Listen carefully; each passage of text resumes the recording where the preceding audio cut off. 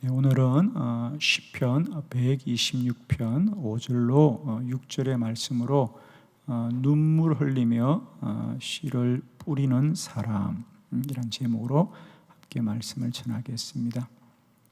오늘 시편 126편 5절로 6절에 보면 씨를 뿌리며 눈물 흘리는 자들, 그들은 반드시 기쁨으로 단을 거둘 것이고, 또 울면서 씨를 뿌리러 나가는 자도 반드시 기쁨으로 그 곡식의 단을 가지고 돌아온다고 하고 있습니다. 첫 번째는 씨를 뿌릴 때에 울면서 뿌린다 그랬어요, 그죠? 왜 씨앗을 뿌리는데 울면서 뿌릴까? 그렇습니다. 농사일이 많이 고된 거죠. 특히 우리가 봄에 씨앗을 뿌리는 것은 시간이 한정되어 있죠. 언제나 할 수 있는 일이 아닙니다. 그래서 농사일 하시는 분들은 고되고 힘이 들지만 그 봄이 다 가기 전에 씨앗을 심으려고 몸이 아프고 힘들어도 참고 씨앗을 심는 거지요. 그래서 울면서도 씨를 뿌리고, 6절에는 보면 울며 씨를 뿌리러 나가는 자들도 반드시 기쁨으로 곡식의 단을 가지고 돌아온다 그랬어요. 나갈 때는 어떻게 나간다고요? 울면서 나가는 거예요. 5절에 씨앗을 뿌릴 때 눈물 흘리며 씨를 뿌리는 사람, 그러니까 씨앗을 뿌리다가 힘드니까 눈물 흘리면서 참고도 씨앗을 뿌리지만, 6절에는 처음부터 나갈 때부터 울면서 나가는 거예요. 왜? 그동안 일을 하면서 너무 몸이 고단하고 힘이 들어서 오늘은 더 이상 못할 것 같은 거예요. 그래서 아침에 일터로 나가는데 오늘 또 하루 종일 힘들게 일할 걸 생각하니까 눈물이 나오는 거예요. 우리의 인생도 그렇습니다. 하루하루 살고도 힘들지만 살지 않고도 힘든 날들이 있죠. 아침에 눈을 뜨면 아무것도 하지 않았지만 오늘 또 하루를 어떻게 살아야 되나. 그래서 어쩌면 우리 인생은 다 눈물입니다, 그죠? 제가 이 설교를 준비하는 중에 학교 다닐 때 보았던 시가 하나 기억이 났어요. 갈대라는 시죠.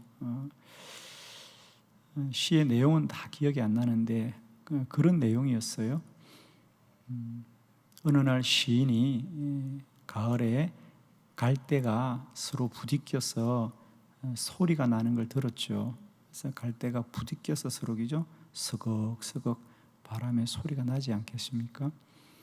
그런데 시인은 그런 갈대 소리를 갈대가 속으로 울고 있구나. 갈대가 속으로 울고 있는데 그 울음소리를 자신이 마치 들은 것처럼 그렇게 말합니다. 그러면서 시인은 세상의 모든 사람들은 다 속으로 울고 있다라고 그러죠. 그렇죠? 여러분도 울고 계시죠? 그래요. 다 울고 있습니다. 그러나 여러분, 감사한 것은 농부가 눈물을 흘리면서도 씨앗을 뿌리고 씨앗을 뿌리러 나가면서도 울지만, 그래도 감사한 것은 그렇게 힘들고 어렵게 씨앗을 뿌려도 문제는 그 씨앗은 생명이 있어서 봄에 땅에 심기어지면 가을이 되면 30배도 60배도 100배도 열매를 거두게 됩니다. 우리 인생도 그렇습니다. 우리가 사는 것은 하루하루 눈물을 감추고 살고 살기도 전에 울 수밖에 없는 인생이지만, 하나님은 살아계신 하나님이라. 그의 백성들을 반드시 선하고 복되게 하시는 하나님이다. 농부는 땅을 믿고 자신은 힘들어도 씨앗을 심듯이 우리 하나님의 백성들은 하루하루 우리가 사는 인생은 고단할지라도 하나님을 믿고 오늘도 눈물을 견디면 하나님이 반드시 그의 인생을 복되게 하실 것입니다. 로마서 8장 28절에 우리가 알거니와 하나님을 사랑하는 자 곧 그의 뜻대로 부르심을 입은 자들에게는 모든 것이 합력하여 선을 이루느니라. 그렇습니다. 모든 것이 합력하여 선을 이루느니라. 우리는 인생을 살면서 기쁘고 즐겁고 행복한 일만 있기를 원하지만 우리 인생에는 슬프고 외롭고 괴로운 일들도 있을 수밖에 없습니다. 그러나 하나님은 그 모든 것이 합력하여 선을 이루느니라. 오늘 혹 우리 중에 살면서도 힘이 들고 살려고 생각만 해도 힘이 든 인생이 있지만 저는 오늘도 하나님의 말씀으로 선포합니다. 사는 우리는 힘들어도 우리를 살리게 하신 하나님은 우리를 복되게 하십니다.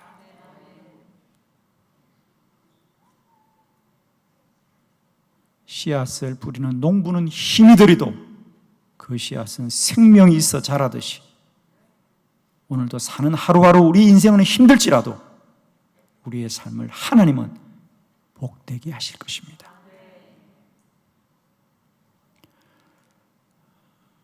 특별히 성경은 모든 사람이 울면서 이 땅을 살았다고 말합니다. 우리가 아는 훌륭한 믿음의 사람들, 또 우리가 부러워하는 많은 믿음의 사람들도 성경은 뭐라고 하느냐? 그들도 다 이 땅은 울면서 살았다. 울면서 살았다. 저는 오늘 우리 성경 속에 나타난 믿음의 훌륭한 사람들을 소개하면서 그들도 우리가 알기로는 다 하나님의 복을 받은 사람이라고 알고 있지만 그들의 인생 가운데도 통곡하고 눈물로 밤을 지새운 시간들이 있었던 것을 성경은 증거하고 있습니다. 오늘 성경 속에 눈물의 소리를 우리가 좀 함께 보면서 그 사람들의 울음소리를 통하여 우리가 하나님의 말씀을 더 깊이 깨닫는 은혜가 있기를 원합니다. 자, 여러분 받으신 주보를 참고하시면서 첫 번째 보겠습니다. 요셉의 눈물입니다. 창세기 45장 2절의 말씀 다 같이 합독합니다. 시작. 요셉이 큰 소리로 우니 애굽 사람들에게 들리며 바로의 궁중에 들리더라. 아멘. 요셉이 큰 소리로 울었다 그래요. 작은 소리도 아니고 큰 소리로 울었더라. 그래서 그 요셉의 울음소리가 얼마나 컸던지 바로의 궁중에 다 들릴 만큼 크게 울었다 그랬어요. 요셉, 우리는 그러면 아마 하나님이 가장 복을 준 사람 중에 하나가 요셉으로 알고 있고 우리 성경에도 말합니다. 하나님이 요셉이 하는 일마다 복을 주셨더라. 그렇죠? 그렇습니다. 우리 성경은 분명은 요셉은 복을 받은 사람이라고 했습니다. 그런데 그렇게 하나님의 복을 받은 사람도 이렇게 울었다는 거예요. 작은 소리를 운 게 아니고요. 그 바로의 궁중이 얼마나 넓겠습니까? 그러나 그 궁전이 다 들리도록 그렇게 울었더라 그랬어요. 오늘 요셉은 20년 만에 형제들을 다시 만나죠. 그가 17살 때쯤 지금 만났던 형제들이 그를 시기하여서 미워하여서 처음에는 그를 죽이려고 했던 거죠. 그래서 웅덩이에 그를 빠뜨렸는데 마침 그때가 건기라서 웅덩이에 물이 없어서 요셉이 죽음을 면하게 되었습니다.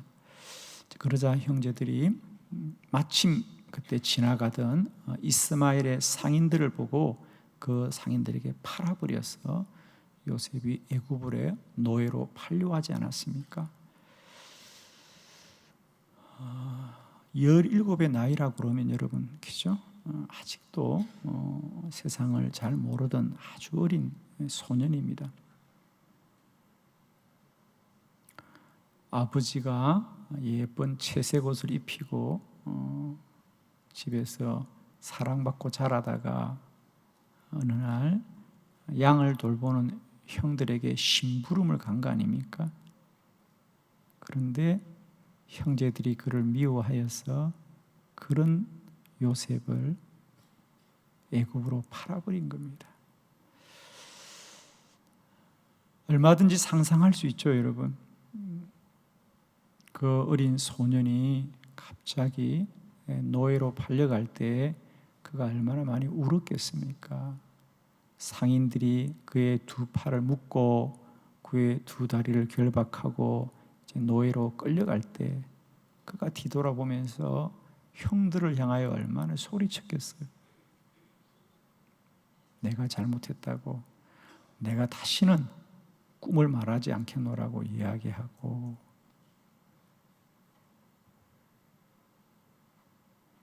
집에 있는 야곱에게는 인사도 못하고 왔는데 그렇죠? 얼마나 아이가 울었겠어요. 그리고 애굽에 와서는 보디발의 집에 노예살이를 합니다. 야곱은 요셉을 참 사랑했다 그랬어요. 그죠?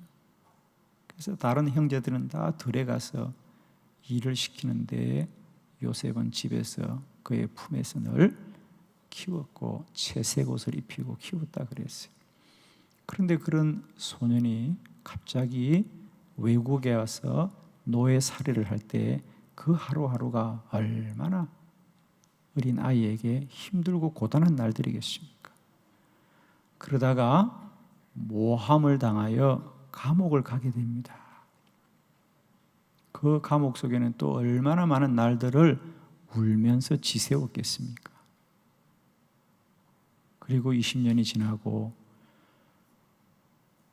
요셉은 하나님의 은혜로 그 나라의 총리가 되어서 양식을 구하러 온 그의 형제들을 다시 만나게 되었습니다. 그 20년 동안 그의 가슴 속에 묻어두었던 울음이 이제 터진 거 아니겠어요?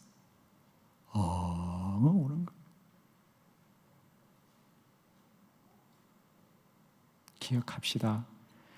요셉은 지난 20년을 눈물로 지새웠지만 하나님은 그 눈물 한 방울 한 방울이 믿음으로 잘 심어져서 그의 인생을 복되게 하셨어요. 요셉은 울고 또 울어도 하나님은 요셉의 인생을 인도하시고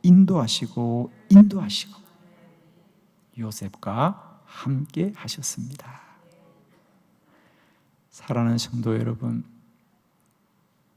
오늘 우리는 눈물을 흘리며 씨를 뿌리고 울면서 씨를 뿌리러 나갈지라도 반드시 곡식을 거두는 농부들처럼 하나님은 오늘 우리는 하루를 울면서 살지라도 우리의 인생은 반드시 하나님이 복되게 하십니다.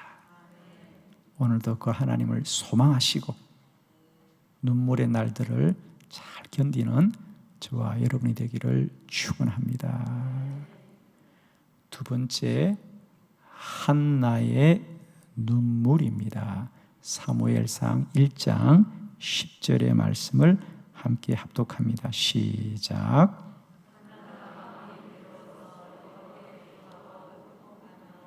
아멘. 한나도 울고 있군요, 그죠? 요셉은 큰 소리로 울었고 오늘 한나는 통곡했네요, 그죠? 통곡했습니다. 요셉은 큰 소리로 울었고 한나는 눈물을 흘리면서 울었더라 그랬습니다. 한나는 결혼을 하였지만 자식이 생기지 않았습니다. 그래서 하나님께 아이를 갖게 해달라고 그렇게 기도를 합니다.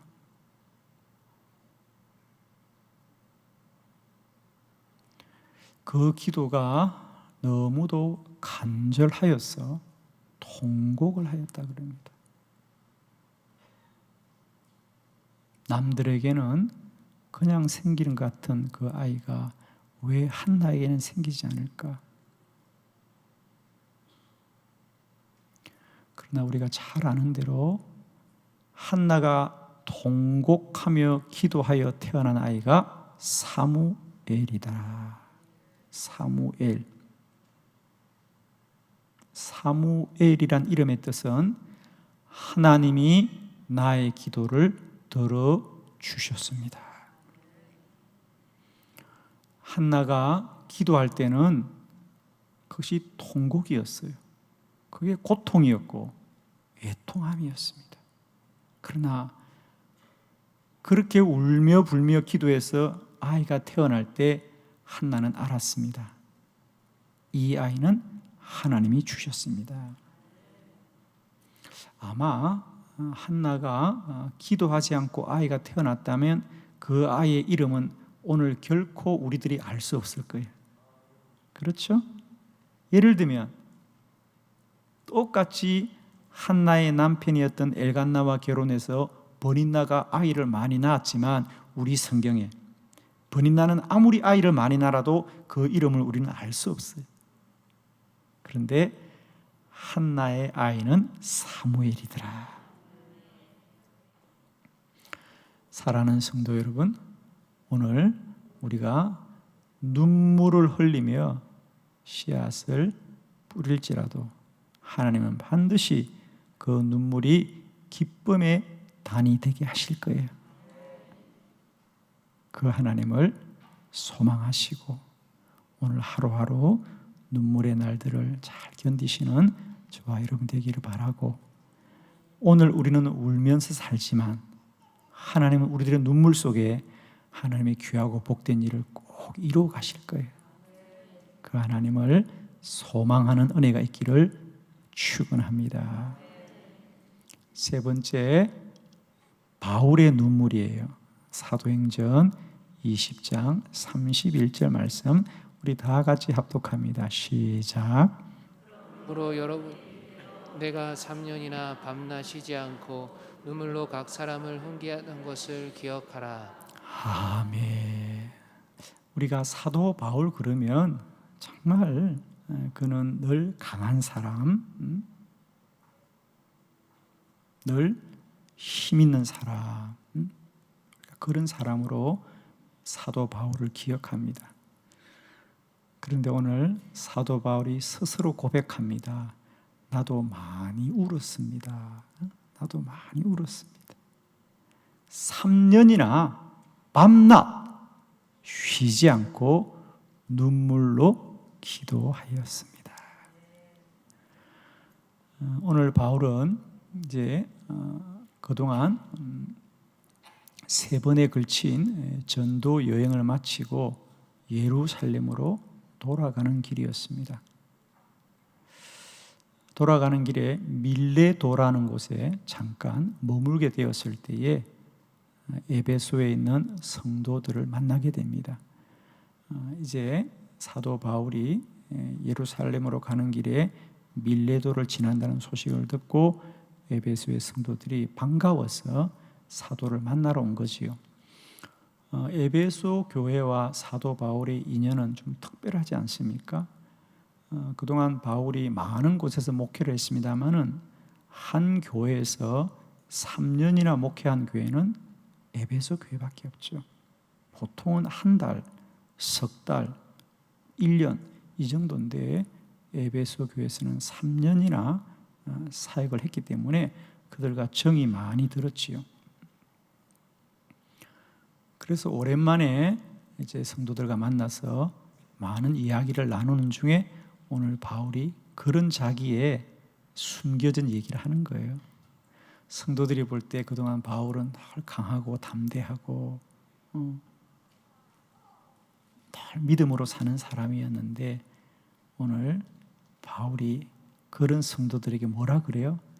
사실은 나도 에베소에서 목회할 때 많이 울었습니다. 그래. 많이 울었습니다. 3년이나 밤낮을 쉬지 않고 눈물로 목회를 했습니다. 사도 바울도 울었습니다, 여러분. 아무도 눈물 없이 이 땅을 사는 사람이 없습니다.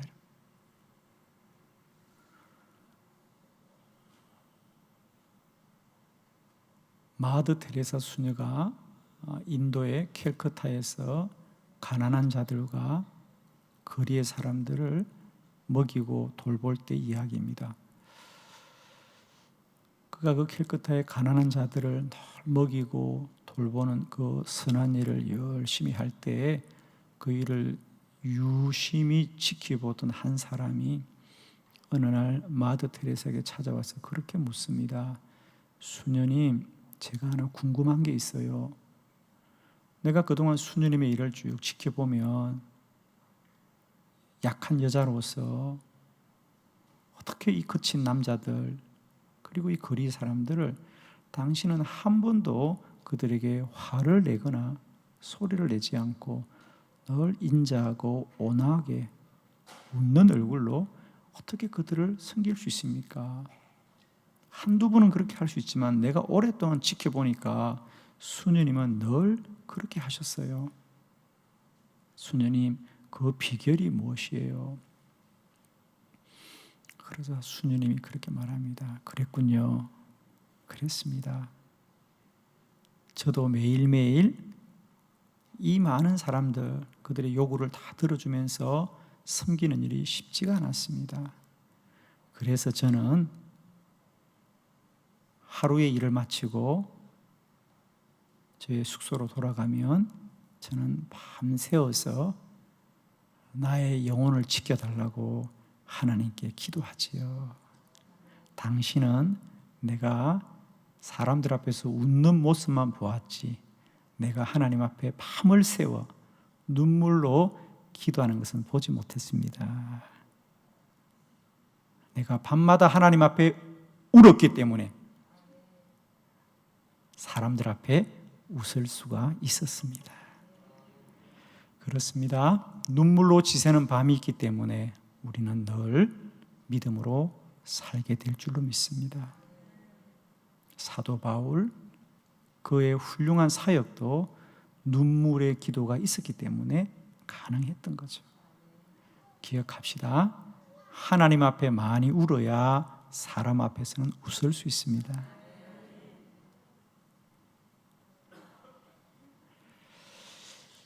마지막 네 번째, 예수님의 눈물입니다. 히브리서 5장 7절의 말씀 다 같이 크게 합독합니다. 시작. 그는 육체에 계실 때에 자기를 죽음에서 능히 구원하실 이에게 심한 통곡과 눈물로 간구와 소원을 올렸고 그의 경건하심으로 말미암아 들으심을 얻었느니라. 아멘. 예수님도 울었습니다. 예수님은 완전한 분이잖아요, 그죠? 근데 그 완전하신 분도 이 땅에 육체로 계실 때는 울 수밖에 없었다는 거예요. 오늘 본문은 예수님께서 십자가를 앞에 두고 있을 때 하나님 앞에 심한 통곡과 눈물로 기도하였더라 그랬어요. 아시죠? 예수님이라고 십자가를 그냥 지신 건 아닙니다. 예수님이 고백하셨듯이 아버지 할 수 있으면 이 잔이 나에게서 지나가게 하옵소서. 그러나 나의 뜻대로 마옵시고 아버지의 뜻대로 하옵소서. 그리고 그 일을 붙들고 하나님 앞에 울면서 기도했어요. 그냥 기도하지 않고 통곡으로 기도하고 눈물로 기도했어요. 여러분 꼭 기억하십시오. 왜 나만 우냐고요? 아닙니다. 세상 사람이 다 울고 삽니다. 왜 나만 이런 고난의 날들을 사냐고요? 말하지 않아서 그렇지 모두 다 고난의 깊은 밤을 지나고 눈물로 밤을 지새면서도 이 땅을 견디고 가는 것입니다. 기억하세요. 요셉도 울었고 한나도 울었고 사도 바울도 울었고 예수님도 울었어요. 이제는 울어야 될 날들을 원망하지 마세요. 눈물로 울어야 될 일들을 부끄러워하지도 마세요. 정말 우리가 부끄러워해야 될 것은요, 눈물을 부끄러워해야 되는 것이 아니라 믿음이 없는 걸 부끄러워해야 돼요. 왜냐하면 우리는 하루하루밖에 살 수 없어요. 우리가 아는 건 하루밖에 없어요, 여러분. 내일을 알 수 있는 자가 누가 있어요? 우리가 아는 건 고작 하루예요. 그러나 하나님은 우리 인생 전체를 계획하시고 인도하시는 분이에요. 우리가 왜 울 수밖에 없느냐? 하루밖에 모르기 때문에 우는 거예요, 여러분. 그래서 울어야 돼요, 여러분. 우는 걸 부끄러워하지 마시고요. 정말 부끄러워야 될 것은 믿음이 없는 걸 부끄러워해야 돼요. 하나님은 반드시 하루는 울어도 인생은 웃게 하시는 하나님이고 그들의 결국은 마지막이 복된 자가 되는 것이다. 우리는 참 욕심이 많아요. 그래서 우리는 그냥 모든 시간이 다 행복하고 모든 게 다 만족해야 된다고 생각하는데 그렇지 않아요, 여러분. 추운 날들이 있어야 봄에 꽃이 피는 거예요, 여러분. 따뜻한 날들만 있어봐요. 꽃은 피지 않아요, 여러분. 추운 날들, 모진 날들이 있어야 꽃은 향기가 진하다 그러잖아요. 어떻게 모든 게 다 만족하고 모든 게 내 마음대로 되고 모든 게 어떻게 내 뜻대로 되겠어요, 여러분. 그러나 분명한 것은 하나님은 마지막은 복되게 하신다. 결국은 복되게 하신다. 마침내 복되게 하신다. 하나님을 믿으시고 오늘 눈물 흘리고 우세요. 요셉처럼 온 궁전이 듣도록 우시고요. 한나처럼 통곡하며 우시고요. 사도 바울처럼 3년 동안 밤낮을 쉬지 않고 울어도 괜찮아요. 왜? 하나님이 살아계시기 때문에. 하나님이 저와 여러분의 여호와시기 때문에. 하나님이 우리의 기도를 들으시기 때문에, 우리의 눈물을 보시기 때문에, 우리의 통곡을 들으시기 때문에 하나님이면 되는 거죠.